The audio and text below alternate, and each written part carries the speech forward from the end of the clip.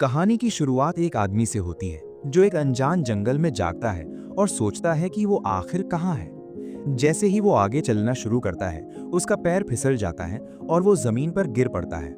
उठने के बाद उसकी नज़र पास बह रही एक नदी पर पड़ती है। वो पानी के पास जाता है, नीचे झुककर अपना चेहरा देखता है और अपनी परछाई में पहने हुए कपड़ों को पहचान लेता है। तभी उसे कदमों की आहट सुनाई देती है। वो ऊपर देखता है तो उसे एक अजीब लेकिन अलग दिखने वाला जानवर नजर आता है। वो कहता है कि वो इस जीव को भी पहचानता है। अब उसे बिल्कुल यकीन हो जाता है। वो समझ चुका है कि वो कहाँ आ गया है। तभी एक नीली रोशनी चमकने लगती है और उसके ठीक सामने आकर रुक जाती है। वो कहता है कि अब गलती की कोई गुंजाइश नहीं है। और उसी रोशनी में से एक परी प्रकट होती है जो उसका स्वागत करती है। वो आदमी कहता है कि ये लास्ट की दुनिया है। लास्ट दुनिया का सबसे ज्यादा बिकने वाला सर्वाइवल गेम है। इस गेम में प्लेयर्स रिसोर्स इकट्ठा करते हैं, अपने बेस बनाते हैं और राक्षसों से भरी दुनिया में जिंदा रहने की कोशिश करते हैं। इस गेम की सबसे बड़ी खासियत है इसकी आज़ादी, खुलकर एक्सप्लोर करने की, हर चीज़ की बारीक डिटेल, जीवंत एनपीसी और बेहतरीन तरीके से बैलेंस किया गया गेम प्ले।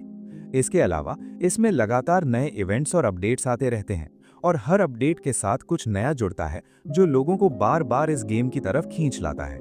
यही वजह है कि ये सच में दुनिया का बेस्ट सेलिंग गेम बनने के लायक है। वो ये सब गर्व से बताता है क्योंकि वो खुद इस गेम का डेवलपर है और उसका नाम है सोशी कामिया।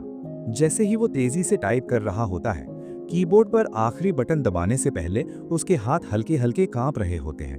उसके माथे पर पसीने की बूंदें आ जाती हैं। एक गहरी सांस लेकर वो एंटर दबाता है।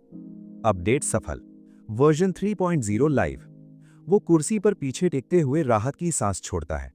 इस वर्जन के साथ गेम ने एक बड़ा माइलस्टोन छू लिया। बेस लेवल 100 अब ऑफिशियली इंप्लीमेंट हो चुका है और जो भी प्लेयर इसे हासिल करेगा उसके लिए सीजन का एंडिंग स्टोरी अनलॉक होगा। लेकिन वो जानता है ये अंत नहीं है। अगले सीजन की प्लानिंग पहले से चल रही है। 5 साल की डेवलपमेंट, 3 साल से गेम लाइव, फिर भी आइडियाज रुक नहीं रहे। ये गेम आगे और भी बड़ा और भी पागलपन भरा होने वाला है। तभी दरवाजा खुलता है। एक आदमी अंदर आता है और पूछता है, तो सच में खत्म कर दिया? कामिया हल्की मुस्कान के साथ कहता है, मैंने नहीं सोचा था तुम इतनी जल्दी पहुंच जाओगे। उस आदमी का नाम है अनाहरा। वो जल्दी से पास आकर स्क्रीन देखता है। मतलब वर्जन 3 सच में रिलीज हो गया? मैं तो ये खबर सुनते ही सीधा यहाँ उड़ता हुआ आ गया। फिर वो हंसते हुए कहता है, वैसे यहाँ तक पहुँचने के लिए तुमने सच में कमाल कर दिया। तुमने ये सब लगभग अकेले बना दिया। मैं तुम्हें सच में एडमायर करता हूँ। कामिया सिर हिलाता है, इतना भी नहीं, बैकग्राउंड म्यूजिक और कुछ डिजाइन आउटसोर्स किए थे। अनाहरा हंस पड़ता है, फिर भी इस स्केल का गेम अकेले बनाना ये तो नॉर्मल दुनिया में नामुमकिन है।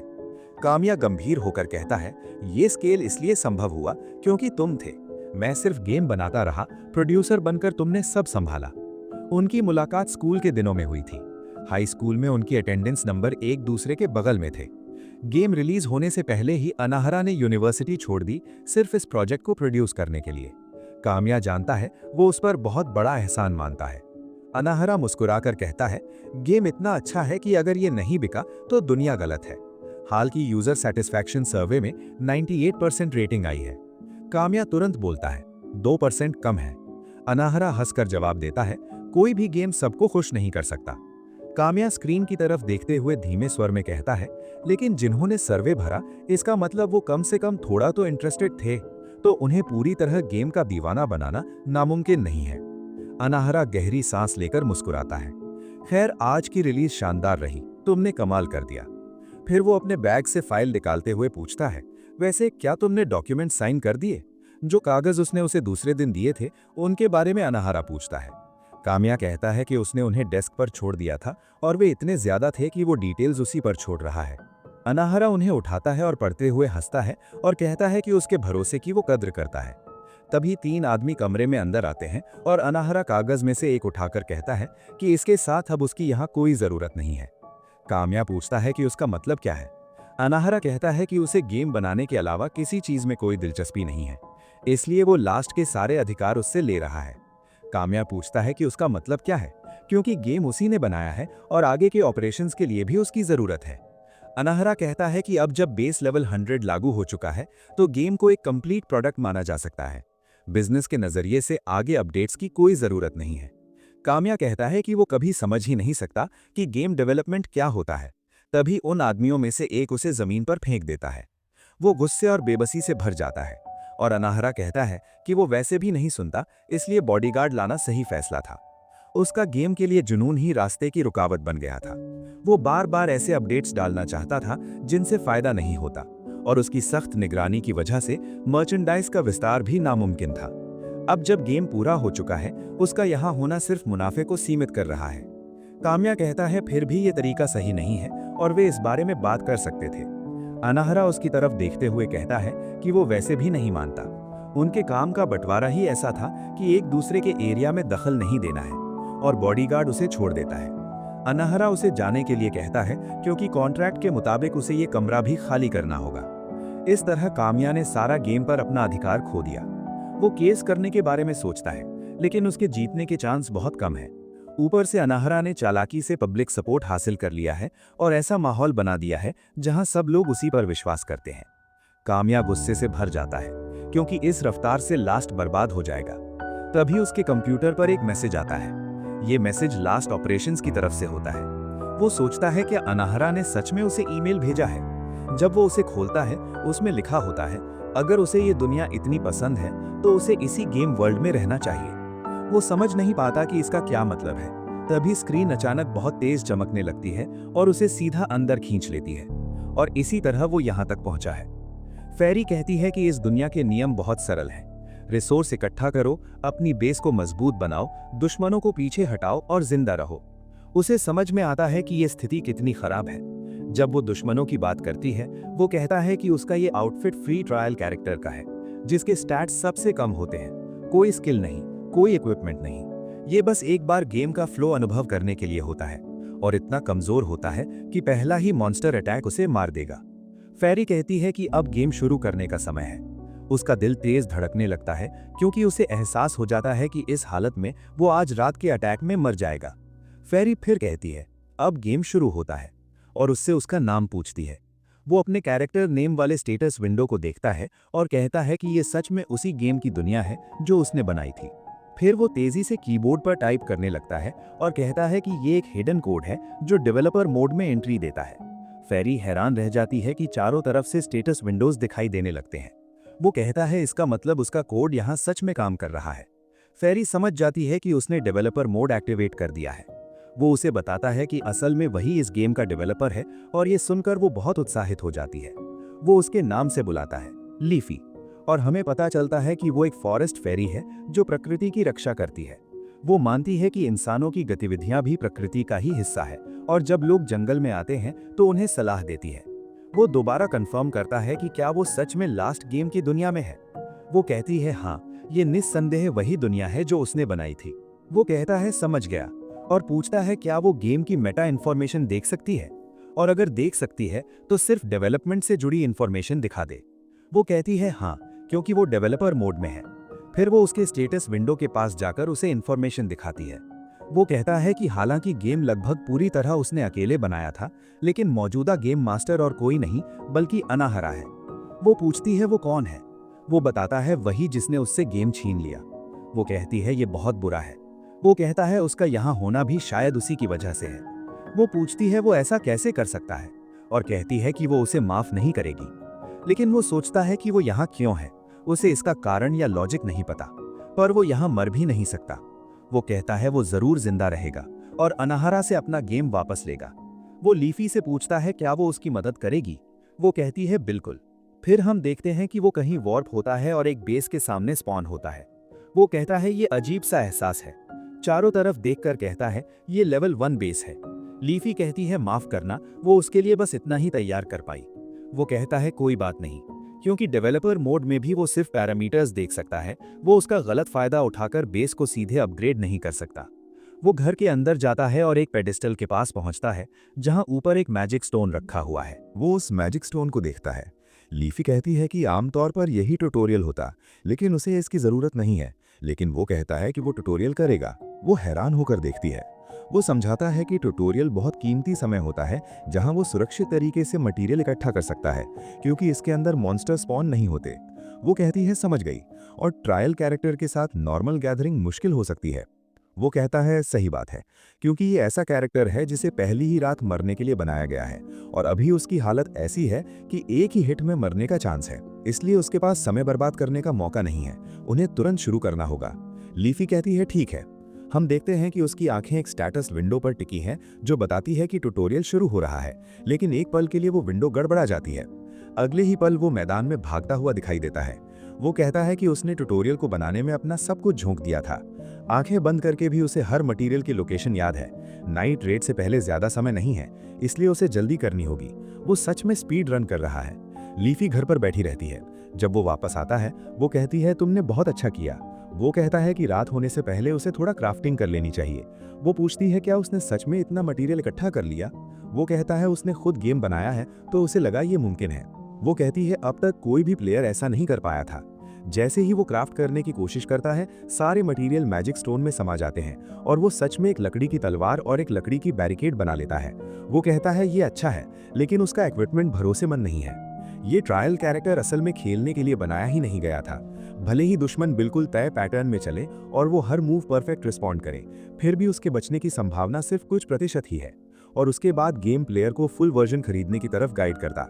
रात हो जाती है, आसमान पूरा लाल हो जाता है, बिल्कुल 7 डेज टू डाई के होड नाइट जैसा। अब क्वेस्ट है इस रात को जिंदा रहकर पार करना। उसे समझ आता है अब बात सच में गंभीर हो चुकी है। लीफी उसे गुड लक कहती है। दूर उसे वही हिरन जैसा मॉन्स्टर दिखता है जो उसने पहले देखा था, लेकिन वो अचानक जमीन पर गिरकर मर जाता है, क्योंकि आज रात का पहला असली दुश्मन एक गॉब्लिन है। इनकी बुद्धि कम होती है और ये लो टियर मॉन्स्टर है, लेकिन ये झुंड में हमला करते हैं, इसलिए इन्हें हल्के में नहीं लेना चाहिए। वो अपना इन्वेंट्री खोलता है और तलवार निकालता है। उसके सारे स्टैट्स सिर्फ 5 हैं, उसका लेवल सिर्फ 1 है और उसके पास एक भी स्किल नहीं है। गॉब्लिन उसकी तरफ झपटता है। वो अटैक पैटर्न पहचान लेता है और पहले से ही डॉज कर लेता है। लीफी कहती है उसके स्टैट्स तो काफी नहीं होने चाहिए, लेकिन क्योंकि उसे गेम की हर चीज पता है, शायद ये मुमकिन हो। वो हर अटैक डॉज करता रहता है, लेकिन इससे वो पूरी तरह डिफेंसिव हो जाता है। उसे लगातार पीछे हटकर दूरी बनानी पड़ती है। गॉब्लिन फिर वार करता है। काम्या अपने हाथ से ब्लॉक करता है, लेकिन वार उसकी कलाई को चीर देता है। वो कहता है भले ही उसे हर अटैक पहले से पता हो, वो सबको डॉज नहीं कर सकता, क्योंकि उसकी स्पीड बहुत कम है। जब वो काउंटर अटैक करता है, गॉब्लिन उसके वार को ब्लॉक कर देता है और जरा सा भी डैमेज नहीं होता, क्योंकि उसकी स्ट्रेंथ भी बेहद कम है। अगले ही पल गॉब्लिन उसे सीने पर जोरदार लात मारता है। वो पीछे जमीन पर गिरता है और उसके मुंह से खून निकलने लगता है। वो दांत भींचकर कहता है दर्द से साफ समझ आ रहा है ये सब असली है, लेकिन वो खुद को गेम के हाथों मरने नहीं दे सकता, क्योंकि ये वही गेम है जिसे उसने बनाया है। वो पलटकर घर की तरफ दौड़ने लगता है। वो जानता है कि उसके कैरेक्टर के स्टैट्स इतने नहीं कि सामने से गॉब्लिन को हरा सके, लेकिन गेम मैकेनिक्स का इस्तेमाल करके शायद मुमकिन हो। वो वेपन डिप्लॉयमेंट नाम का ऑप्शन खोलता है। जैसे ही गॉब्लिन छलांग लगाता है, वो तुरंत अपनी लकड़ी की बैरिकेड समन कर देता है। गॉब्लिन उसे देख तो लेता है, लेकिन तब तक देर हो चुकी होती है। बैरिकेड की नुकीली लकड़ी सीधा उसके सीने के पार निकल जाती है।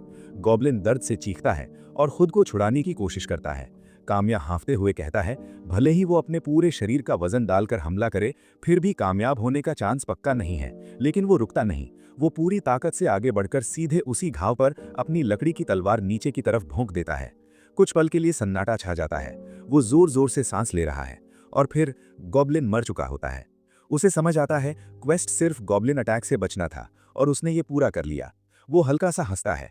उसे लगा था इससे भी ज्यादा मुश्किल होगा। वो जानता है इस दुनिया में जिंदा रहना कितना कठिन है, क्योंकि इस दुनिया को बनाने वाला वही है, लेकिन फिर भी वो इसे नफरत नहीं कर सकता, क्योंकि ये उसकी रचना है। और वो कसम खाता है वो जिंदा रहेगा और बाहर निकलकर अपना सब कुछ वापस लेगा। अगली सुबह काम्या मैजिक स्टोन के पास जाता है। वो अपनी तलवार को छूकर कहता है इसकी टेक्सचर पूरी तरह असली लगती है। लीसी उसे गुड मॉर्निंग कहती है और पूछती है क्या आज वो और मटेरियल इकट्ठा करने जाएगा। वो सिर हिलाता है नहीं, कल का ट्यूटोरियल काफी था। आज वो क्राफ्टिंग पर ध्यान देगा, क्योंकि उसे जल्द से जल्द उससे मिलना है। वो नाम नहीं लेता। लीफी भी कुछ नहीं पूछती। वो हैरान है उसके पास इतने बेसिक रिसोर्स पहले से कैसे हैं। काम्या समझाता है बेस के आसपास की जगह से अलग अलग मटेरियल इकट्ठा होते हैं। ये सब 3 बेसिक रिसोर्स में बदलकर मैजिक स्टोन में स्टोर होते हैं। पहला माना, ये जीवन ऊर्जा की तरह है, लोगों को मजबूत करने या मैजिक आइटम बनाने में काम आता है। दूसरा एलिमेंट, इससे फिजिकल चीजें बनती हैं, खाना, बिल्डिंग्स वगैरह। तीसरा गोल्ड, सीधा पैसा। कभी कभी जो चीजें खरीदी नहीं जा सकती वो घूमने वाले ट्रेडर्स से मिल सकती हैं। वो मैजिक स्टोन पर हाथ रखता है और क्राफ्टिंग शुरू करता है। और चौंकाने वाली बात, तीनों रिसोर्स पहले से मैक्स हैं। वो एक बो, कुछ एरो, एक वॉच टावर और कुछ लॉक्स बना लेता है। वो कहता है वो इससे भी ज्यादा ताकतवर चीज बनाना चाहता है, लेकिन उसके स्टैट्स अभी इसकी इजाजत नहीं देते। लीफी धीरे से कहती है ये उसी कैरेक्टर की शर्त है जिसकी अपीयरेंस चाहिए। वो फिर भी नाम नहीं लेती। कामिया कहता है उसे साथियों की जरूरत पड़ेगी, खासकर 7वें दिन के लिए। लीफी चौंक जाती है। वो सच में स्टैम्पीड झेलने की सोच रहा है। वो समझाता है हर रात मॉन्स्टर रेड होती है, लेकिन हर 7 दिन में एक भयानक मॉन्स्टर विस्फोट होता है, स्टैम्पीड। उस रात मुश्किल का लेवल बिल्कुल अलग होता है। यहाँ तक कि फुल वर्जन वाले प्लेयर्स भी मुश्किल से बच पाते हैं। ट्रायल कैरेक्टर के साथ स्टैम्पीड क्लियर करना थ्योरी में नामुमकिन है। आखिर अगर ये मुमकिन होता तो कोई फुल गेम क्यों खरीदता? लीफी धीरे से कहती है यहाँ तक कि उसे जैसे क्रिएटर के लिए भी फ्री ट्रायल कैरेक्टर से स्टैम्पीड सर्वाइव करना लगभग असंभव है। कामिया पूछता है अगर वो यहाँ मर गया तो क्या होगा? लीफी सिर झुका लेती है, उसे नहीं पता। एनपीसी मरते हैं तो दोबारा जिंदा नहीं होते, शायद वो भी बाहर सुरक्षित वापस ना आ पाए। लेकिन वो मुस्कुराकर कहती है वो उसकी मदद करेगी। सिस्टम की वजह से वो लड़ाई में हिस्सा नहीं ले सकती और शायद उसे ऐसी सलाह नहीं दे सकती जो वो खुद पहले से जानता है, लेकिन वो हर जानकारी इकट्ठा करने की पूरी कोशिश करेगी ताकि वो जिंदा रह सके। कामिया थोड़ा हैरान होकर उसकी तरफ देखता है और कहता है कि वो उस पर भरोसा कर रहा है और साथ ही उसे क्रिएटर बुलाना बंद करे, उसका नाम लेकर बुलाए। लीफी मुस्कुराकर कहती है उसके लिए वो हमेशा क्रिएटर ही रहेगा। वो हल्की हंसी के साथ कहता है ठीक है, ये भी मंजूर है, लेकिन अंदर ही अंदर उसे सुकून है, अब वो इस दुनिया में अकेला नहीं है। वो बाहर निकलता है, अपनी इन्वेंट्री खोलता है और वॉच टावर डिप्लॉय करता है। टावर उसके सामने जमीन से उगता है। वो ऊपर चढ़ते हुए कहता है थोड़ा झंझट है कि चीजें डिप्लॉय करने के लिए खुद उस जगह जाना पड़ता है। लीफी समझाती है बेस अभी लो लेवल है, इसलिए मैप से डायरेक्ट डिप्लॉय करने की सुविधा अनलॉक नहीं हुई है। जब वो टावर के ऊपर पहुंचता है तो चारों तरफ का नजारा देखकर हैरान रह जाता है। दूर तक फैला जंगल, खुला आसमान, सब कुछ जिंदा, असली। वो धीमे से कहता है कमाल है। लीफी जवाब देती है ये सब उसी ने बनाया है। उसे अभी भी यकीन नहीं होता कि उसके गेम के कैरेक्टर सच में जिंदा हैं और ये पूरी दुनिया उसके सामने खड़ी है। लेकिन अब यही वजह और भी बड़ी हो जाती है। वो किसी भी हालत में ये गेम वापस लिए बिना हार नहीं मानेगा। रात फिर से उतरती है। क्वेस्ट, रात जिंदा बचो। वो अपना धनुष निकालता है और टावर से नीचे देखता है। 2 गॉब्लिन। वो कहता है दूसरी रात में 2 दुश्मन आते हैं। इस बार कॉम्बैट का कॉन्सेप्ट अलग है, मल्टीपल एनिमीज। वो धनुष की डोरी खींचता है, लेकिन उसे खुद महसूस होता है कि उसमें इतना दम ही नहीं है। लीफी बताती है क्योंकि उसके पास स्ट्रेंथ मॉडिफायर नहीं है। वो हल्का मुस्कुराता है। स्टैट्स उसी ने सेट किए थे, शिकायत नहीं कर सकता। वो तीर छोड़ता है। तीर गॉब्लिन के गाल के पास से निकलकर जमीन पर गिर जाता है। वो बड़बड़ाता है, यकीन नहीं होता, चूक गया। लीफी बताती है उसका एक्यूरेसी मॉडिफायर भी अभी एक्टिव नहीं है। वो सिर हिलाता है। अर्ली गेम की मुश्किलें खुद उसी ने डिजाइन की थी। वो दूसरा तीर चलाता है। इस बार गॉब्लिन के घुटने में लगता है। वो कहता है फिर से करना होगा। तीसरा तीर सीधे सीने के पार। गॉब्लिन पीछे गिरता है चीखता हुआ। वो टावर से नीचे कूदता है। जिस गॉब्लिन के घुटने में तीर लगा था वो लंगड़ाते हुए उसकी तरफ दौड़ता है। कामिया सोचता है कल की लड़ाई से उसने सीखा, स्टैट्स कम हो तो भी अगर एक कदम आगे सोचो तो बचाव और काउंटर दोनों मुमकिन है। वो धनुष खींचता है, दूरी कम है और दूरी जितनी कम एक्यूरेसी उतनी ज्यादा। इस बार वो नहीं चुकेगा। तीर सीधा गॉब्लिन की खोपड़ी में धंस जाता है। पहला गॉब्लिन खत्म। वो मुड़कर दूसरे के पास जाता है जो जमीन पर पड़ा तड़प रहा है। वो उसके सीने में तीर मारता है। गॉब्लिन जमीन पर गिरकर उसकी तरफ देखता है, जैसे जान की भीख मांग रहा हो। कामिया कुछ पल उसे देखता है, फिर धनुष खींचकर उसके चेहरे पर आखिरी तीर छोड़ देता है। दूसरी रात भी पार। लीफी खुश होकर कहती है उसने कर दिखाया।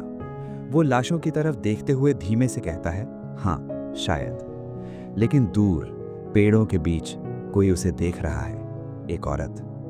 अगली सुबह वो बाहर जाकर अपने तीर उठाने लगता है। वो कहता है रिसोर्स बर्बाद करने की गुंजाइश नहीं है, जो तीर काम के हैं उन्हें वापस लेना ही होगा। लीफी का टूल टिप दिखाई देता है। चलाए गए तीरों के टूटने की एक संभावना होती है, जो साबुत बचे उन्हें दोबारा इस्तेमाल किया जा सकता है। वो तीर गिनता है। 2 सही सलामत होने चाहिए थे, लेकिन सिर्फ 1 मिलता है। दोनों समझ जाते हैं चारा निगल लिया गया है। एक नया क्वेस्ट ट्रिगर होता है, fate of the missing arrow. जमीन पर अजीब से पैरों के निशान जंगल की ओर जा रहे हैं। वो सावधानी से उनके पीछे बढ़ता है और लीफी से कहता है सतर्क रहना। लीफी मुस्कुराती है। वो गेम के कंटेंट में सीधे दखल नहीं दे सकती। इसका मतलब कंटेंट उसे नुकसान भी नहीं पहुंचा सकता। चलते हुए कामिया समझाता है, लास्ट में एक सिस्टम है जहां एनपीसी तुम्हारे साथी बन सकते हैं। अगर गेम प्ले के दौरान कुछ शर्तें पूरी हों तो एक एनपीसी तुम्हारे बेस के पास भटकते हुए मिलेगा। उस एनपीसी के लिए खास रिक्रूटमेंट क्वेस्ट पूरा करो और वो तुम्हारी पार्टी में शामिल हो जाएगा। लड़ाई से लेकर प्रोडक्शन तक हर एनपीसी की अपनी स्पेशल स्किल होती है और सच कहें तो गेम क्लियर करने के लिए ये साथी बेहद जरूरी होते हैं। जब जान का खतरा हो तब भी कामिया को एलाइज चाहिए और ये बात उसे थोड़ी हैवी लगती है। तभी लीफी कहती है कि टारगेट पास ही है। हम देखते हैं एक लड़की ट्री के ऊपर से अपने ट्रैप को देख रही होती है। कामिया एक लकड़ी उस ट्रैप पर फेंकता है और ट्रैप एक्टिवेट हो जाता है। लड़की तुरंत ट्री से फ्लिप मार के नीचे लैंड करती है और डैगर निकाल लेती है। यहीं पर पता चलता है उसका नाम है एनेमोन। वो शॉक हो जाती है देखकर कि ट्रैप में सिर्फ लकड़ी थी। कामिया तुरंत बोलता है कि वो उसके दुश्मन नहीं है, लेकिन एनेमोन डिस्टेंस बना लेती है। कामिया उसे समझाने की कोशिश करता है पर वो बिना कुछ सुने जंगल के अंदर भाग जाती है। लीफी भी हैरान है। कामिया खुद कहता है ये डेवलपमेंट गेम में नहीं था। लीफी समझाती है कि अब जब क्रिएटर खुद गेम के वर्ल्ड में आ गया है तो सिनेरियोज ऑटोमेटिक नहीं चलेंगे। अब उसे रियल डायलॉग से लोगों का ट्रस्ट जीतना पड़ेगा।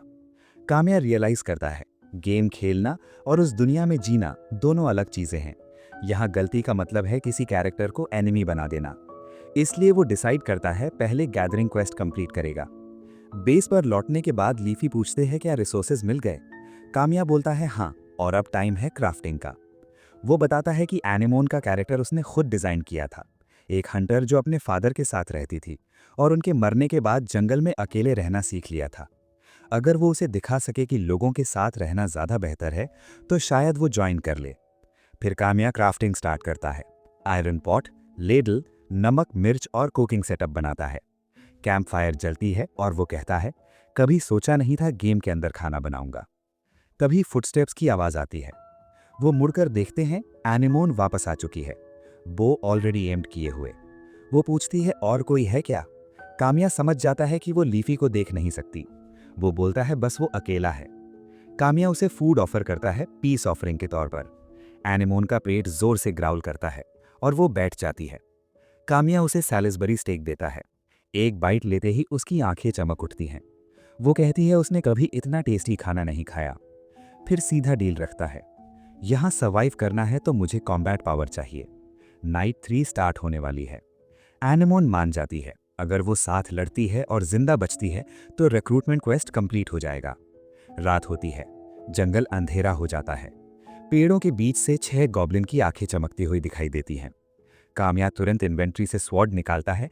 एनेमोन हैरान रह जाती है, ये स्टोरेज मैजिक, तो मैजिक स्टोन के कॉन्ट्रैक्टर हो क्या।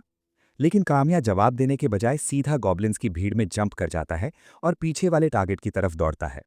एनेमोन शॉक्ड रह जाती है, अभी तो तुमने कहा था मैं कवर करूं, पर तुम खुद सबके बीच घुस गए। ऐसा ही, ये थोड़ा सख्त है।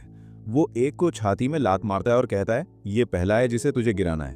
वो कहती है बैठ, और सीधा तीर उसके सिर में मार देती है। फिर पूछती है क्या तू सच में लड़ते हुए मेरी फायर लाइन ट्रैक कर रहा है। वो 2 को अलग धकेलते हुए एक को उसकी तरफ फेंकता है और कहता है ये दूसरा है। वो गोली चलाती है, तीर सीधे उसके खोपड़ी के साइड से पार निकल जाता है। फिर एक उसके ऊपर कूद पड़ता है। वो कहता है मैं इसके अपने मोमेंटम का इस्तेमाल करूंगा। पीछे लुढ़कता है और उसे हवा में उड़ा देता है। वो भी गोली चलाती है, फिर से हेडशॉट। वो तुरंत अगला तीर निकालने लगती है क्योंकि अब सिर्फ 3 गॉब्लिन बचे हैं। एक कामिया को व्यस्त रखता है जबकि बाकी 2 सीधे एनेमोन की तरफ दौड़ पड़ते हैं। वो गोली चलाती है लेकिन सही निशाना नहीं लगा पाती, इसलिए हाथ में लग जाती है। फिर वो अपना खंजर निकालती है और दोनों के हमलों को ब्लॉक कर देती है। कामिया कहता है तुझे लड़ते हुए कैबिन की तरफ पीछे हटना चाहिए, उन्हें खत्म करने की चिंता मत कर। एक सीधा उसकी तरफ दौड़ता है। वो उसे पहले देख लेती है और कार्टव्हील करके पीछे हटती है, लेकिन वो जमीन पर पैर रखता है, जमीन फट जाती है और वो स्पाइक्स वाले गड्ढे में गिर जाता है। वो सोचता है क्या काम कर गया, और कहता है पहले से ट्रैप बनाना बिल्कुल सही फैसला था। अब सिर्फ 2 गॉब्लिन बचे हैं। एनेमोन अपने वाले की तरफ दौड़ती है लेकिन कामिया अपने गॉब्लिन से जूझ रहा है। वो कहता है मेरे स्टैट्स इतने कमजोर हैं ये नामुमकिन है, और उसका तलवार हवा में उड़ जाता है। गॉब्लिन उसे खत्म करने वाला होता है। कामिया समझ जाता है कि अब बहुत बुरा हो गया। तभी एनेमोन तीर चलाती है और उसके सिर में मार देती है। वो हैरानी से मुड़ता है। एनेमॉन ने पहले ही अपना वाला मार दिया था, गर्दन के पीछे खंजर घोंपकर। इसके साथ तीसरा दिन पूरा हो जाता है। लीफी रोते हुए दौड़ कर आती है। वो मैजिक स्टोन की तरफ जाता है। एनेमॉन कहती है, इसका मतलब तू सच में इसका कॉन्ट्रैक्टर है? वो कहता है, मैंने तो हाल ही में बनाया है। लीफी के सामने छोटा सा टेक्स्ट पॉप अप होता है। एनपीसी गेम के ऑपरेशन से जुड़ी प्लेयर स्पेसिफिक क्षमताओं को स्पेशल मैजिक समझते हैं, जो सिर्फ मैजिक स्टोन से कॉन्ट्रैक्ट वाले इस्तेमाल कर सकते हैं। कामया पूछता है, अगर तेरे पास कहीं और जाने की जगह नहीं है तो क्या तू मेरे साथ शामिल होगी? मुझे इस जगह में सर्वाइव करने के लिए एक साथी चाहिए। वो कहती है, मैजिक स्टोन कॉन्ट्रैक्टर पर दुनिया के लिए एक मिशन का बोझ होता है। मेरा यहाँ भटक कर आना भी शायद कोई मतलब रखता है। वैसे भी तेरी कॉम्बैट स्किल इंप्रेसिव थी, तो मैं तुझ पर भरोसा कर रही हूँ। वो ऑफिशियली पार्टी में शामिल हो जाती है। वो कहता है, मुझे बहुत खुशी हुई। अगली सुबह वो उसके लिए बाहर खाना बनाता है। वो पूछती है, ये ब्रेकफास्ट है? हाँ, बस तैयार होने वाला है। वो दोबारा देखता है, क्योंकि वो सिर्फ एक ओवरसाइज शर्ट पहने हुए है। वो खुद को लूजर समझता है जिसने कभी कोई हक तक नहीं लिया। उसकी वजह से उसे बहुत शर्मिंदगी हो रही है। वो कहता है, सेटिंग तो ये थी कि वो अपने पिता के साथ जंगल में लंबे समय तक रही, लेकिन मुझे नहीं पता था कि इससे वो इतनी बेपरवाह हो जाएगी में। अब उसे पता चल गया कि बेस लेवल अप होते ही सबसे पहले कमरे बनाने चाहिए। एनेमॉन को कॉम्बैट एसेट के रूप में मिल तो गया, लेकिन अभी भी स्टैम्पीड से बचना नामुमकिन है। बेस को लेवल अप करना ही सर्वाइवल की कुंजी है। कुछ देर बाद वो एक पत्थर उठाता है, उसे इन्वेंट्री में डालता है, फिर जल्दी जल्दी जगह जगह घूमकर मटेरियल जमा करता है। एनेमॉन कहती है, तुम मटेरियल जमा करने में काफी अच्छे हो। बेस पर वापस आकर वो सारे जमा किए मटेरियल को देखता रहता है। एनेमॉन पूछती है, क्या हुआ? वो कहता है, अभी भी बेस लेवल अप करने के लिए काफी रिसोर्स नहीं है। मतलब, अगर हम मैजिक स्टोन में काफी रिसोर्स स्टोर कर लें तो उसकी ताकत से इमारतें बना सकते हैं, बैरिकेड्स लगा सकते हैं। इसीलिए मैंने तुझे भी मेरे साथ मटेरियल जमा करने को कहा था, लेकिन अभी भी कम पड़ रहे हैं। वो कहती है, थोड़ा अफसोस वाली बात है। वो कहता है, यहाँ के आसपास एक ऐसा मॉन्स्टर है, हर 7 दिन में एक आउटब्रेक आता है, और अगर वो सरवाइव करना चाहते हैं तो बैरिकेड्स के साथ साथ ट्रैप्स भी चाहिए। एनेमॉन कहती है, मैं और मटेरियल जमा करके लाती हूँ। वो कहता है, प्लीज कर लेना, मैं देखता हूँ कोई और तरीका निकलता है क्या। फिर वो सोचते हुए कहता है, मैंने सोचा था कि चूंकि तू गेम में इतनी जल्दी नहीं आनी चाहिए थी, तो तेरी पावर उधार लेकर हम समय पर रिसोर्स जमा कर लेंगे, लेकिन लगता है फिर भी मुमकिन नहीं हो पाया। लीफी कहती है, काश हमारे पास आइटम ड्रॉप रेट बोनस होता, कितना अफसोस है।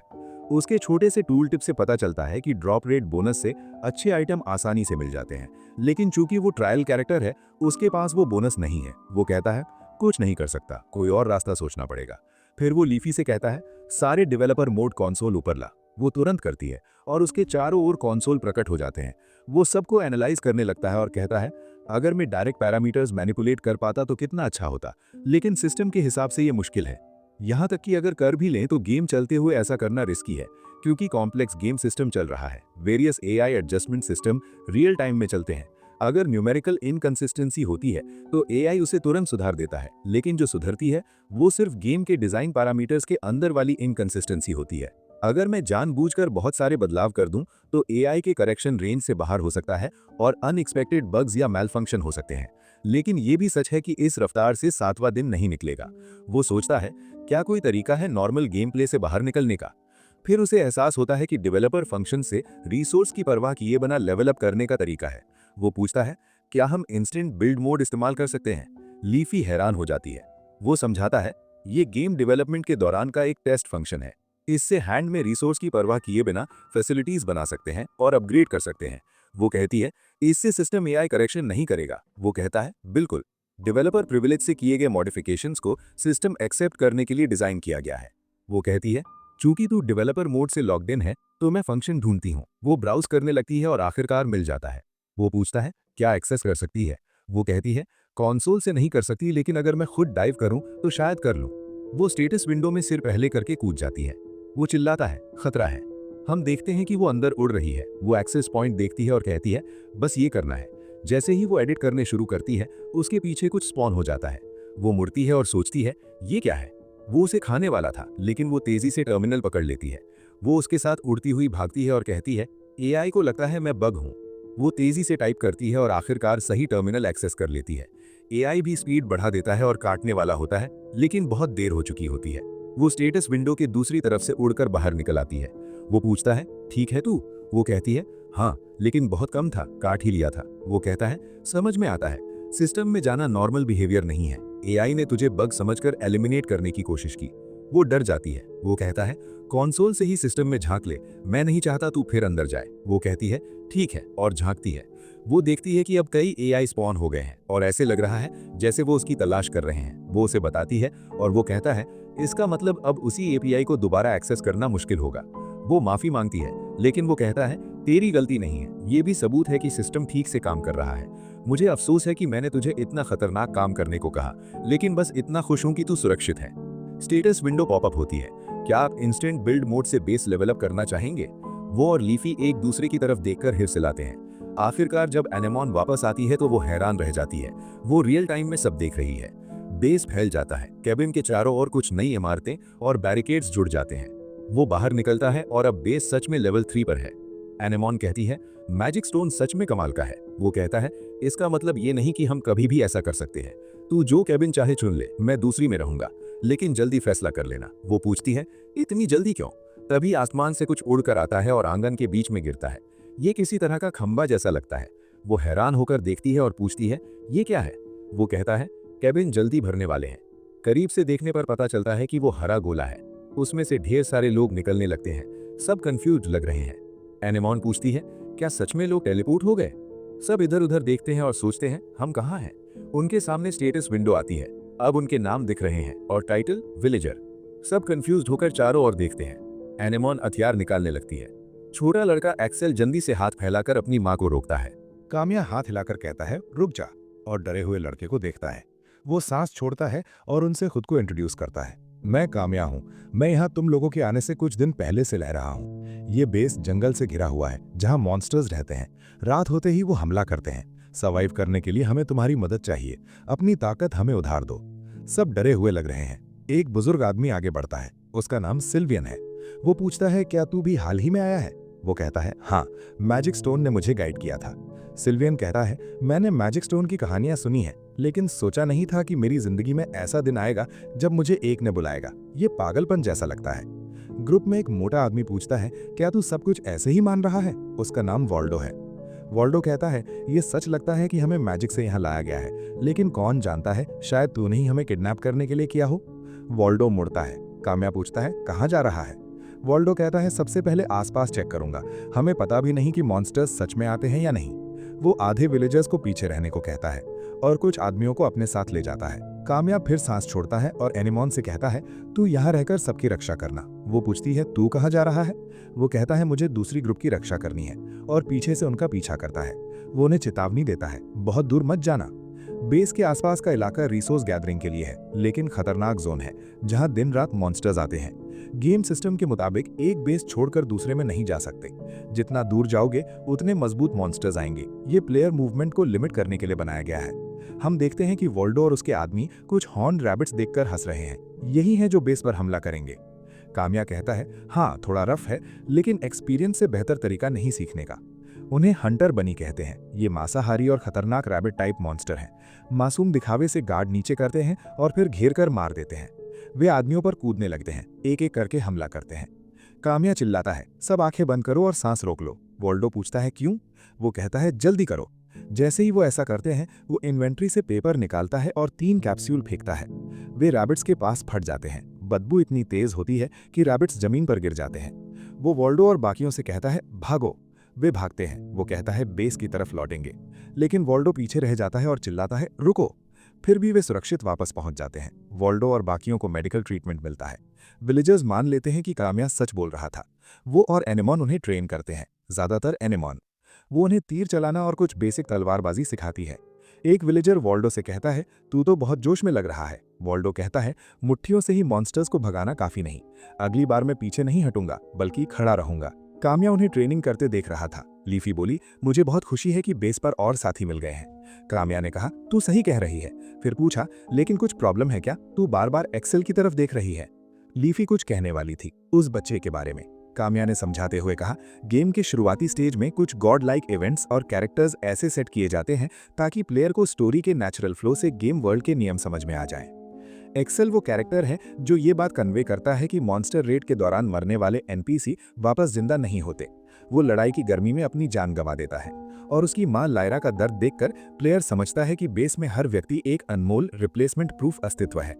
काम्या जानता था कि वो लड़का जल्द ही मरने वाला है, लेकिन उसे नहीं पता था कि क्या वो उसकी किस्मत बदल सकता है। वो चुपचाप ट्रेनिंग ग्राउंड की तरफ देखता रहा, जहां एक्सेल अपनी मां के साथ हंस रहा था, बिना ये जाने कि उसकी जिंदगी का समय बहुत कम बचा है। काम्या ने मन ही मन सोचा, शायद मैं बदल सकता हूँ, या शायद ये गेम का नियम इतना सख्त है कि मैं भी कुछ नहीं कर पाऊंगा।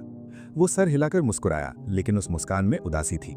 चलो ट्रेनिंग जारी रखते हैं, अगला रेड आने से पहले हमें और मजबूत होना है। कुछ देर बाद हम देखते हैं कि औरतें और बच्चे टेबल पर खाना तैयार कर रहे हैं। अब सबके खाने का समय हो गया था। वॉल्डो अपनी जगह पर बैठता है और कहता है, बाहर अच्छा मूव किया था हमने, मैं तो भूख से मर रहा हूँ। एक औरत कहती है, जल्दी करो और खा लो। लायरा काम्या से कहती है, तुम और तुम्हारा ग्रुप खुद से ले लो। ये सब प्लेयर को गेम के नियम समझाने के लिए डिजाइन किया गया कंटेंट था। यहाँ तक कि अगर प्लेयर उसे बैटलफील्ड पर ना भेजे, तब भी उसकी ओवर कॉन्फिडेंस और अपनी ताकत पर यकीन उसे खुद आगे धकेल देगा। वहां जाकर वो अपनी जान गंवा देगा। गेम इसी तरह प्लेयर को सिखाता है कि एनपीसी मरने के बाद वापस नहीं आते। एक्सेल वॉल्डो को चिढ़ाता है, आखिरकार तू भी एडल्ट्स के साथ शामिल हो गया। लायरा कहती है, वॉल्डो उसे उकसाना बंद करो। एक्सेल अपनी मां से कहता है, मॉन्स्टर्स तो आक्रमण करने वाले हैं ही, इसलिए मुझे इतना मजबूत होना चाहिए कि लड़ सकूं। वो कहती है, ऐसा करने की जरूरत नहीं, ये काम एडल्ट्स पर छोड़ दे। वो कहता है, मैं सबकी रक्षा करना चाहता हूँ, पापा भी बहुत मजबूत थे। वो कहती है, हाँ वो जरूर थे, लेकिन उन्होंने कभी रेकलेसनेस को करेज नहीं समझा। काम्या कहता है, बिल्कुल सही, रेकलेसनेस और करेज अलग अलग चीजें हैं। एक्सेल को मरने से बचाने के लिए शायद उसे नया अप्रोच अपनाना पड़ेगा, एक ऐसा अप्रोच जो असली करेज और जीत की सच्ची प्लानिंग पर आधारित हो। सिल्वियन कहता है, बस इतना काफी है एक्सेल, तू अभी बच्चा है, एडल्ट की तरह नहीं लड़ सकता। और जैसा तेरी माँ ने कहा, करेज को रेकलेसनेस से मत मिला। एक्सेल कहता है, जी सर। सिल्वियन कहता है, हम सब मिलकर विलेज की रक्षा कर सकते हैं। फिर अचानक रुक जाता है और कहता है, ये अब हमारा विलेज भी नहीं रहा, काम्या खोया हुआ था। सिल्वियन उसे पुकारता है, काम्या माफी मांगता है, सॉरी मैं जोन आउट हो गया था। सिल्वियन पूछता है, क्या आसपास कोई अल्कोहल है? वॉल्डो कहता है, बैटल से पहले क्या बकवास कर रहा है? सिल्वियन कहता है, बैटल से पहले ही, इसलिए मैं नशे में मरना नहीं चाहता। वॉल्डो कहता है, कितना पैथेटिक है। काम्या कहता है, अगर हम रात निकाल लें तो मैं सबके लिए विक्ट्री टोस्ट तैयार करूंगा। काम्या फिर सोच में डूब जाता है। लीफी पूछती है, कुछ गड़बड़ है? वो कहता है, वे जिंदा है और उन्हें इस क्रूर दुनिया में फेंकने वाला कोई और नहीं, मैं ही हूँ। लीफी समझ जाती है कि अब ये उसके लिए बोझ बन गया है, क्योंकि वो जान चुका है कि ये असली जिंदा लोग हैं। वो कहती है, बिल्कुल ये जरूरी था, ताकि सबसे बेहतरीन गेम बन सके। वो कहता है, हाँ, और अगर मैं ना होता तो ये कभी एग्जिस्ट ही नहीं करते। वो कहता है, एक क्रिएटर जो बेपरवाह भगवान बनकर जिम्मेदारी से भागे, वो मैं नहीं बनना चाहता, इसलिए मैं पूरी कोशिश करूंगा कि ऐसा ना हो। थोड़ी देर बाद दोपहर में काम्या सबको बताता है, आज रात मॉन्स्टर रेड होगा, हम उनकी मूवमेंट्स चेक करके तैयारी करेंगे। सबसे पहले जो लड़ाई में हिस्सा नहीं ले रहे, वो बेस के अंदर से चारों तरफ निगरानी रखें। मॉन्स्टर्स को एक दिशा से आना चाहिए, लेकिन लापरवाही नहीं बरतनी। सब अलग अलग होकर पेरीमीटर पर नजर रखें। जो लड़ सकते हैं उनमें से 3 जो तीर चलाने में थोड़े अच्छे हैं, वो आर्चरी स्क्वाड बनेंगे। एनेमॉन उनकी लीडर होगी। बाकी सब तलवारें उठाएंगे और जोड़ियों में आगे बढ़ेंगे। एक जोड़ी आर्चरी स्क्वाड के सामने गार्ड बनेगी। वॉल्डो और बाकी। वॉल्डो और उसके लड़के बदला लेने के लिए तैयार थे। वॉल्डो ने काम्या से पूछा, तू किसके साथ पैर कर रहा है? काम्या ने कहा, मैं एक्सेल के साथ पैर कर रहा हूँ। सब हैरान हो गए। लायरा तुरंत बोली, मैं नहीं चाहती कि मेरा बेटा अचानक लड़ाई में जाए। काम्या ने समझाते हुए कहा, मैं तेरी चिंता समझता हूँ, लेकिन पीछे रहना भी सुरक्षित नहीं है। अफसोस की बात है। अगर उसके पास लड़ने की इच्छा और लड़ने की काबिलियत है तो जितना जल्दी हो सके उतना मजबूत होना चाहिए। इससे सर्वाइवल की संभावना बढ़ जाती है। लायरा ने अपने बेटे की तरफ देखा। वो समझ गई कि एक्सेल भी लड़ना चाहता है। काम्या ने कहा, मैं एक्सेल की पूरी ताकत से रक्षा करूंगा। वो मन ही मन सोच रहा था, एआई का मूवमेंट एक्सेल की मौत की तरफ है। अगर ऐसा है तो उसे फ्रंट लाइन पर रखकर दुश्मन की मूवमेंट्स को आसान बनाया जा सकता है। वे सीधे उसकी तरफ आएंगे।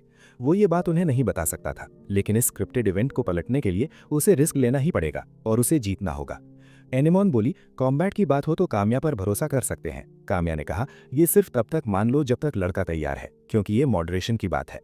एक्सेल ने अपनी माँ की तरफ देखकर सर हिलाया। मैं करूंगा माँ, मैं पापा की तरह मजबूत बनना चाहता हूँ। लायरा बहुत चिंतित लग रही थी। काम्या बोला, ये दुनिया बहुत क्रूर है, हम सुबह तक पहुंचने की गारंटी नहीं ले सकते, लेकिन आज रात जीतने वाले और सरवाइव करने वाले हम ही होंगे। अब रात का रेड शुरू होने वाला था। हम देखते हैं कि गॉब्लिन्स की असली भीड़ अब विलेज की तरफ बढ़ रही थी, लेकिन इस बार सब सामने से आ रहे थे, जहां बैरिकेड्स और वॉच टावर थे। लड़ाई शुरू हुई और ठीक वैसा ही हुआ जैसा काम्या ने सोचा था। उसने लीफी से कहा, एक्सेल पर नजर रखना, कुछ भी हुआ तो तुरंत मुझे बताना। लीफी बोली, बिल्कुल। एनेमॉन और बाकी लोग धनुष खींचते हुए दिखाई दिए। एनेमॉन ने कहा, भीड़ को बिखेर दो और गोली चलाओ, निशाना परफेक्ट होना जरूरी नहीं है। वे तीर छोड़ने लगे। उनकी वॉली गॉब्लिन्स की तरफ जाती है। कुछ को लग रही है, लेकिन बाकी पूरी तरह चूक रहे हैं। कामिया बाकियों से कहता है, इस मौके का फायदा उठाओ, अब हमारी संख्या का फायदा उठाकर बिखरे हुए को खत्म कर दो। वो वॉल्डो और बाकियों से कहता है, उन्हें मत जाने देना, वॉच टावर की तरफ न जाने दें। बेस लेवल अप होने की वजह से मॉन्स्टर्स की संख्या बढ़ गई थी, लेकिन पहली लड़ाई के लिए सबने अच्छा हैंडल किया। दुश्मन की कोऑर्डिनेशन रोककर उन्होंने दो दो के ग्रुप में भरोसेमंद तरीके से खत्म किया। यहाँ तक कि वॉल्डो इतना कॉन्फिडेंट हो गया कि वो चार्ज कर गया, क्योंकि दुश्मन उसकी उम्मीद से कहीं कमजोर निकले। जैसे वो एक गॉब्लिन से लड़ रहा था, हम देखते हैं कि उसकी आंखें वॉर्प होने लगती हैं, जैसे एआई उस पर असर डाल रहा हो। वो एक्सेल की तरफ देखने लगता है। वॉल्डो उसे थप्पड़ मारता है और कहता है, बीच लड़ाई में डिस्ट्रैक्ट क्यों हो रहा है, फिर उसे मार डालता है। जैसे जैसे वो पूरी ताकत से लड़ते जाते हैं, कुछ गॉब्लिन ट्रैप्स में गिर जाते हैं, बाकी एक्सेल की तरफ बढ़ने की कोशिश करते हैं। कामिया ने ठीक वैसा प्लान किया था, ट्रैप्स का अच्छा इस्तेमाल करके दुश्मन की संख्या धीरे धीरे कम करते जाते हैं। एक्सेल के होने से उनकी मूवमेंट्स बहुत आसानी से पड़ी जा रही थीं, लेकिन लास्ट का वर्ल्ड इतना दयालु नहीं था। जैसे ही एक गॉब्लिन को कोई धक्का मारता है, वो लड़खड़ाता है, फिर उसकी आंखें फिर से एआई से छेड़छाड़ होती हैं, वो कंफ्यूज हो जाता है और मजबूत हो जाता है। अनेमुन समझ जाती है कि उनकी मूवमेंट्स अजीब हैं। वो वॉच टावर से कूदती है और कहती है, ये मैं खुद संभालूंगी। कामिया फ्रंटलाइन पर एक्सेल को बचाए हुए था, लीफी भी निगरानी रख रही थी। वो मुड़ती है और एक देखती है, कामिया से कहती है, पीछे देख। जब वो मुड़ता है तो एक्सेल जमीन पर दबा हुआ था, एक गॉब्लिन उसे दबाए हुए था। वो चिल्लाता है, एक्सेल जल्दी उठ। गॉब्लिन उसके चेहरे में वार करने वाला था, तभी एक तीर उसके सिर में घुस जाता है। अनेमुन ने देख लिया था कि मॉन्स्टर सीधे एक्सेल की तरफ जा रहे हैं। वो मुश्किल से समय पर पहुंच पाई। गॉब्लिन तीर निकालता है। अनेमन कहती है, उस हमले के बाद भी वो मुझ पर फोकस नहीं कर रहे। वॉल्डो चिल्लाता है, नहीं, और चार्ज करता है। वो एक को कंधे पर मारता है और ताकत से दबाने की कोशिश करता है, लेकिन वो उसे हवा में उड़ा देता है। हवा में उड़ते हुए वो एक्सेल से कहता है, तलवार तैयार कर, सब फिर तेरी तरफ मुड़ गए हैं। लेकिन एक्सेल डर से कांप रहा था। वो अपनी कांपती हथेलियां देख रहा था और जमीन पर पड़ी तलवार को। वो पैनिक में था। गॉब्लिन फायदा उठाने दौड़ता है। एक्सेल के पैर कांप रहे थे, वो बच भी नहीं पा रहा था। किस्मत से कामिया ब्लॉक कर लेता है, लेकिन उसके स्टैट्स इतने खराब थे कि वो जमीन पर गिर जाता है। वो कहता है, ये एआई इंटरवीन कर रहा है, एक्सेल की मौत को सच करने की कोशिश कर रहा है। गॉब्लिन उसके कंधे में दांत गड़ा देता है। कामिया चीखता है। दूसरा गॉब्लिन जो चेहरे में गोली खा चुका था, एक्सेल को खत्म करने कूदता है, लेकिन कामिया फिर चार्ज करता है और उसे बचाता है। वो उसे जमीन पर पटक देता है। वॉल्डो वापस आता है और उसके चेहरे पर मुक्का मारता है। वो कहता है, हथियार तो खो दिए, लेकिन मुट्ठियां अभी हैं। लेकिन जैसे ही वो उठने लगता है, अनेमुन पहले चार्ज करती है। कामिया कहता है, उन्हें पास नहीं आने देना, उन्हें दूर खींचते रहो। आखिरकार वॉल्डो एक को फिर पटक देता है और उस पर मुक्के बरसाता है। अनेमुन उसके कंधे के ऊपर से तीर चलाती है और उसके चेहरे में मार देती है। वो मर जाता है।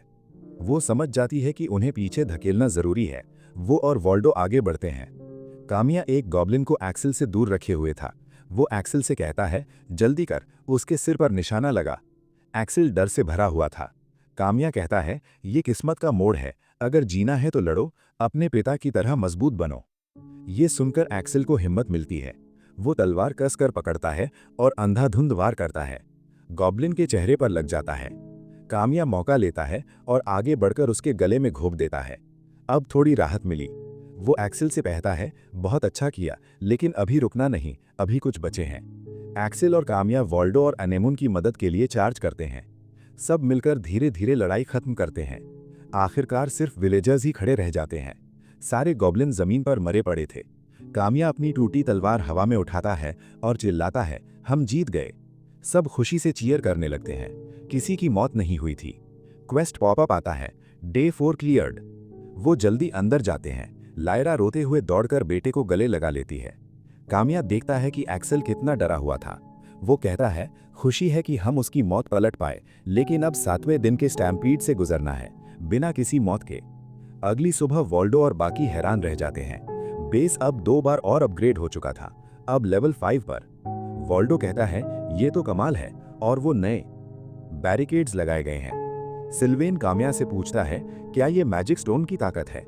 वो कहता है, हाँ, लड़ाई में मारे गए मॉन्स्टर्स और जंगल से जमा किए गए आइटम्स मैजिक स्टोन में रिसोर्स के रूप में स्टोर हो जाते हैं। बदले में उन रिसोर्स का इस्तेमाल करके मैं बेस को मजबूत कर सकता हूँ। मजबूत बेस की सुरक्षा में हमारा स्टेटस लिमिट यानी ग्रोथ की संभावना भी बढ़ जाती है। वॉल्डो कहता है, इसे मेरे लिए आसान भाषा में बताओ। अनेमन कहती है, मतलब जितना बेस मजबूत होगा उतना हम मजबूत बन सकते हैं। काम्या कहता है, इसका मतलब ये नहीं कि बिना कुछ किए हम मजबूत हो जाएंगे। ये सिर्फ ग्रोथ को मुमकिन बनाता है। ट्रेनिंग और एक्सपीरियंस के बिना कोई बदलाव नहीं आता। अब ब्रेकफास्ट का समय है। खाना खत्म होते ही ट्रेनिंग शुरू। इंस्टेंट बिल्ड मोड से बेस लेवल अप करने की वजह से उन्हें शुरुआती स्टेज में मजबूत टीम और इक्विपमेंट मिल गया था। वो लगातार 2 रेड से गुजरे। हर एनपीसी ग्रो करता गया। उनकी कोऑर्डिनेशन परफेक्ट हो गई। खासकर एक्सेल की ग्रोथ कमाल की थी। उसके बाद एआई ने उस पर फोकस करना बंद कर दिया। वो एक जबरदस्त फाइटर बन गया। लेकिन आखिरकार 7वां दिन आ गया, उनका पहला स्टैम्पीड। फ्लैशबैक में हम देखते हैं काम्या ट्रेनिंग ग्राउंड पर ब्लेड्स चेक कर रहा है। लायरा कहती है, ब्रेकफास्ट तैयार है। वो शुक्रिया कहता है, लेकिन वो पूछती है, ये क्या कर रहे हो? वो कहता है, कम ड्यूरेबिलिटी वाले वेपन्स अलग कर रहा हूँ। लड़ाई में टूट गए तो बहुत खतरनाक होगा। वो हैंडल्स पर लाल धागा बांधता है और कहता है, इससे हो गया। फिर एक विलेजर से कहता है, जिन तलवारों पर लाल धागा है उनका इस्तेमाल मत करना, सबको बता देना। विलेजर कहता है, ठीक है। काम्या जाने लगता है। लायरा याद दिलाती है, ब्रेकफास्ट। वो कहता है, हंगर लेवल चेक करके तुरंत आता हूँ। हम नहीं समझते कि ये क्या मतलब है, लेकिन लायरा ब्लेड्स देखती है और कहती है, समझ गई। फ्लैशबैक खत्म। अब वापस हॉट नाइट पर। वो समझाता है, हर 7 दिन में एक स्टैम्पीड आता है। ये अब तक के सबसे बड़े रेड से भी बड़ा होगा। जो बेस में रहेंगे वो भी हथियार उठाएंगे और अंदर की डिफेंस करेंगे। बहुत ज्यादा संख्या से घिरने से बचने के लिए आज रात कॉम्पैक्ट फॉर्मेशन में लड़ेंगे। सबको अपनी पोजीशन बताने के बाद वो कहता है, अब मूव आउट करो, वेपन्स चेक कर लो। एक्सेल अपनी तलवार देखता है। वो थोड़ी डैमेज्ड लगती है। वो मुड़ता है, लेकिन फिर सीधा फ्रंटलाइन पर दौड़ जाता है। एक विलेजर पूछता है, ठीक है तू? वो कहता है, हाँ। काम्या सबको कहता है, पोजीशन ले लो। यहां तक कि नॉन कॉम्बैटेंट विलेजर्स भी हथियार पकड़े घबराए हुए हैं। लायरा चिंतित है। वो एक्सेल की तरफ देखती है और नोटिस करती है कि उसकी तलवार पर लाल धागा है, कम ड्यूरेबिलिटी वाली। मतलब वो वापस जाकर बदलने की बजाय हिचकिचाया और सीधा फ्रंटलाइन पर लौट आया। मॉन्स्टर्स जंगल से निकलने लगते हैं। इस बार उड़ने वाले भी हैं। गॉब्लिन्स के साथ बैट्स का ग्रुप। वे फ्रंटलाइन की तरफ बढ़ते हैं। स्टेटस विंडो वार्निंग देती है, स्टैम्पीड शुरू हो गया है। इस क्वेस्ट के लिए सर्वाइव करना है। एक विलेजर कहता है, इतने ज्यादा हैं। काम्या कहता है, चिंता मत करो, हमने खास इस दिन के लिए तैयारी की है। स्टैम्पीड सीधे उनकी तरफ बढ़ता है। वो आर्चर्स को ऑर्डर देता है, तीर छोड़ो। अनेमन और एक आदमी दिखाई देते हैं। वो कहती है, शांत रहो, ट्रेनिंग में जैसे प्रैक्टिस किया था वैसे निशाना लगाओ। तीर उड़ते हैं, गॉब्लिन्स को मिस करते हैं, लेकिन जमीन पर गिरते हैं। चिंगारी निकलती है और चेन रिएक्शन से पूरा मैदान धमाके से भर जाता है। वॉल्डो कहता है, ये तो गर्मा गर्म वेलकम है। काम्या समझाता है, बेस अपग्रेड करने से गन पाउडर बनाने की ताकत मिली। मैंने उसे क्लासिक लैंडमाइंस में बदला। भीड़ के खिलाफ बहुत असरदार, लेकिन गार्ड नीचे मत गिराना। धुएं में से बचे गॉब्लिन्स चार्ज करते हैं। एक चीखता है और हाथ बढ़ाता है। वॉल्डो उसे 2 हिस्सों में चीर देता है।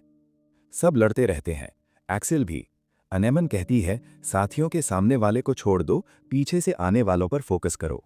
कुछ गॉब्लिन्स साइड में मुड़ जाते हैं। आर्चरी यूनिट उन्हें देखती है और तीर चलाती है, लेकिन सबसे किनारे वाला मिस हो जाता है। वो एक विलेजर की तरफ चार्ज करता है और उसे पकड़ने की कोशिश करता है। एक औरत आगे बढ़ती है और उसके सीने में वार कर देती है। बाकी विलेजर्स भी लड़ रहे हैं। वे संख्या कम करते जाते हैं। कुछ गड्ढों में गिरकर मर जाते हैं, कुछ तीरों से मरते हैं।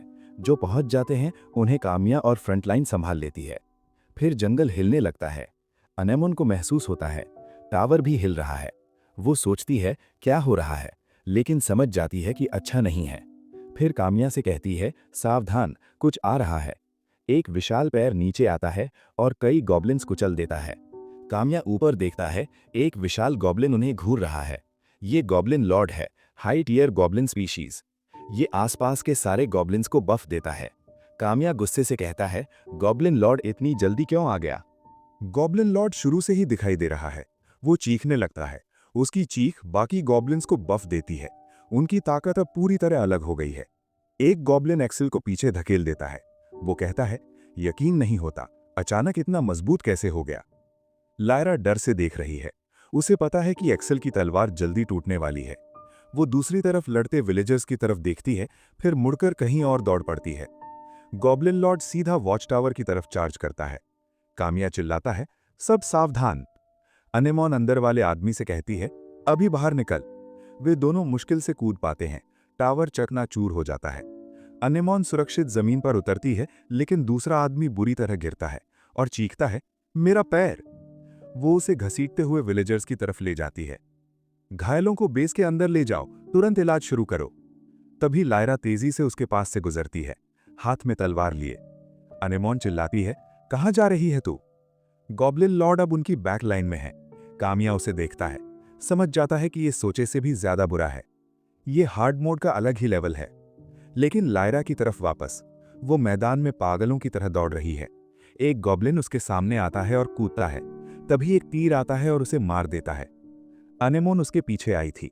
वो कहती है, ये क्या कर रही है तू? लायरा कहती है, मुझे ये तलवार एक्सेल तक पहुंचानी है। जो वो इस्तेमाल कर रहा है उसकी ड्यूरेबिलिटी कम है, उस पर धागा बंधा है। वही जो कामिया ने पहले कहा था। अनेमोन हैरान रह जाती है। एक्सेल साइड में लड़ रहा है। वो कहती है, मैं ले जाकर दे दूंगी। दूसरा गॉब्लिन दौड़ता है। वो उसे भी मार देती है। समझ जाती है कि अब यहां रुककर उन्हें रोकना पड़ेगा। वो कवरिंग फायर देती है। लायरा मैदान से गुजरती जाती है। लायरा शुक्रिया कहती है और दौड़ती रहती है। अब सारे गॉब्लिन्स अनेमोन पर फोकस कर रहे हैं। वो कहती है, ये थोड़ा मुश्किल हो रहा है। वॉल्डो की तरफ, वो और उसके लड़के अच्छा डिफेंड कर रहे हैं।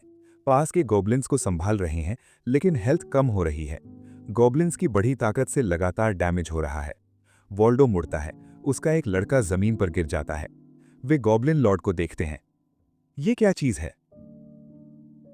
समझ जाते हैं कि गॉब्लिन्स की ताकत इसी की वजह से बढ़ी है। कामिया और एक विलेजर उसके ठीक सामने खड़े हैं। कामिया कहता है, ये 7वें दिन के स्टैम्पीड में आने वाली चीज नहीं है।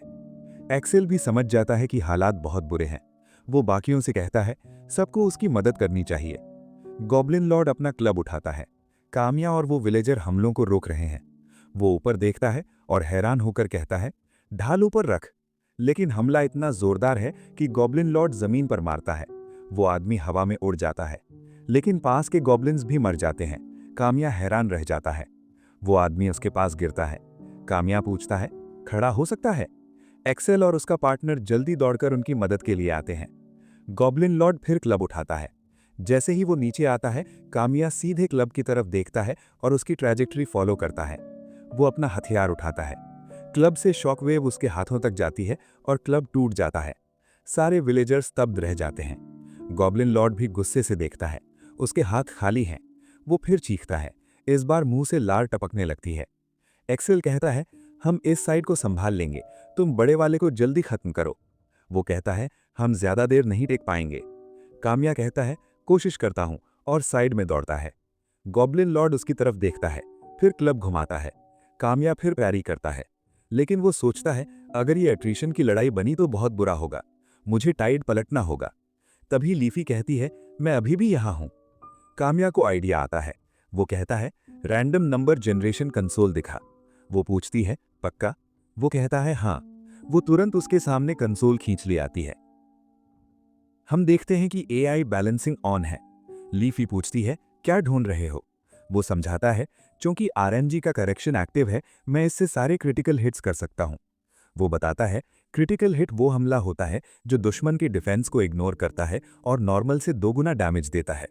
क्रिटिकल हिट्स आमतौर पर रैंडम नंबर से तय होते हैं। सबको पता है आरएनजी क्या होता है। वो कहता है, गेम सिस्टम में एक बग है जिसे मैंने ठीक करने से टाल रखा था।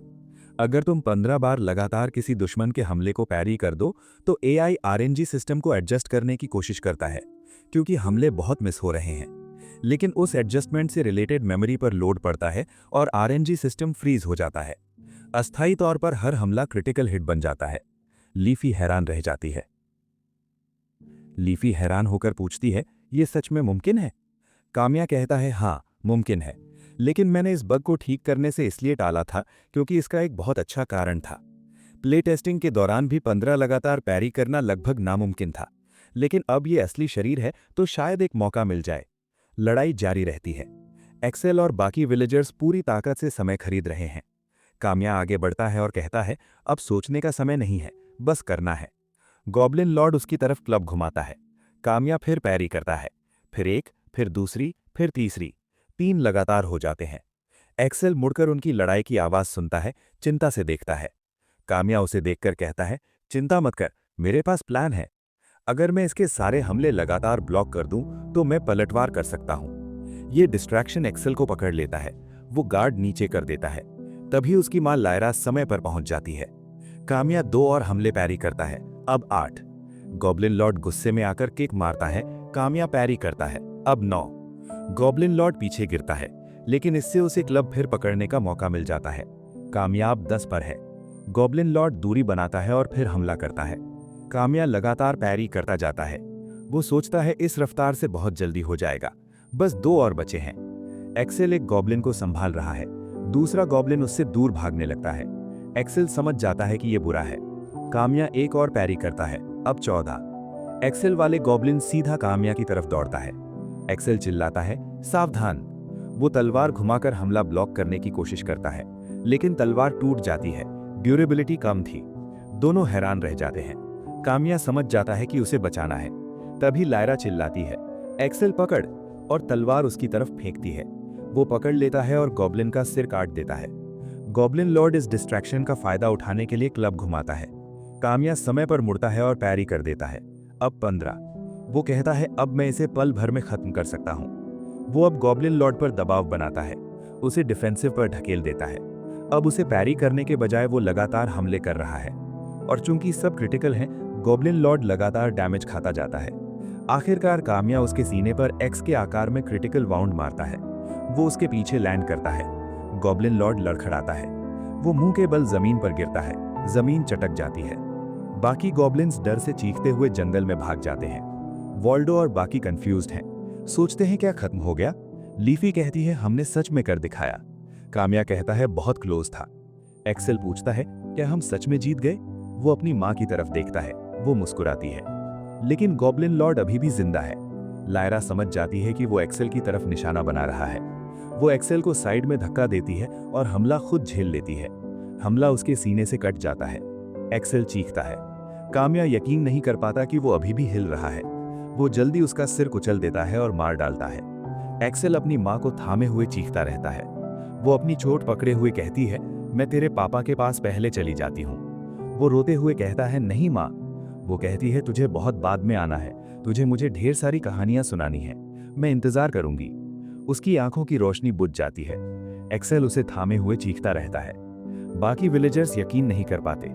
बारिश शुरू हो जाती है, जैसे दुनिया खुद दुखी हो गई हो। लेकिन इसके साथ क्वेस्ट पूरा हो जाता है।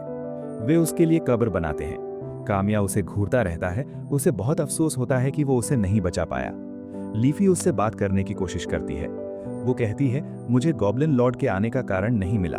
कम से कम गेम सेटिंग्स बदली गई हैं, इसका कोई सबूत नहीं है। वो कहता है, समझ गया। वो कहती है, गेम मास्टर तुझसे छिन गया है, लेकिन गेम के अंदर डिटेल्ड सेटिंग परमिशन अभी भी तेरी है। अनऑथराइज्ड सेटिंग चेंजेस मुमकिन नहीं होने चाहिए, लेकिन शायद कोई वर्क अराउंड हो। वो कहता है, मैं बहुत बुरा क्रिएटर हूँ। मैंने गेम बनाया तो मुझे सब कुछ पता होना चाहिए था। मैंने सोचा था कि मैं किसी भी हालात को संभाल लूंगा, लेकिन हकीकत यह है कि मैंने अपनी निगरानी में किसी को मरने दिया जो मरने वाला नहीं था। लीफी कहती है, फिर भी तेरे बिना बेस पूरी तरह खत्म हो जाता, और एनपीसी जिंदा है, ये तेरी वजह से है। वो कहता है, तू सही कह रही है, वे जिंदा हैं, लेकिन मैंने ही उन्हें बनाया और उन्हें दुख दिया। मैं उन्हें मौत की तरफ ढकेल रहा हूं। वो उदास होकर चल देता है। मुझे थोड़ा अकेला रहने दे। वो मैदान में बैठ जाता है और आसमान की तरफ देखता है। अनेमोन उसके पास आती है और पूछती है, क्या कर रहा है? कुछ पक्षी ऊपर से उड़ते हैं। वो धनुष खींचता है और एक को मार गिराता है। वो उसके पास जाती है और कहती है, इस दुनिया में सरवाइव करने के लिए जान जोखिम में डालनी पड़ती है। कभी हम जान लेते हैं, कभी हमारी ली जाती है, लेकिन ये किसी की गलती नहीं, बस ऐसा ही है। वो कहता है, फिर भी मुझे गिल्ट फील हो रहा है। वो कहती है, मेरे साथ चल, ये देख। वो उसके साथ चलता है। ट्रेनिंग ग्राउंड पर पहुंचते हैं। सब पूरी मेहनत से अगली रात के लिए तैयारी कर रहे हैं। वो पूछता है, क्या दिखाना चाहती है? वो इशारा करती है। वो देखता है, एक्सेल एक विलेजर के साथ स्पारिंग कर रहा है, पूरी ताकत से। वो कहती है, सुबह के अंतिम संस्कार के बाद से वो लगातार कर रहा है। वो पूछता है, इतनी देर से? वो कहती है क्योंकि एक्सेल कहता है कि उसे अपनी माँ को ढेर सारी कहानियां सुनानी है, इसलिए उसे और मजबूत बनना है। उसका पार्टनर जमीन पर गिर जाता है और कहता है, ब्रेक चाहिए। एक्सेल काम्या की तरफ दौड़ता है, बहुत एक्साइटेड। उसे देखकर वो मुस्कुराता है।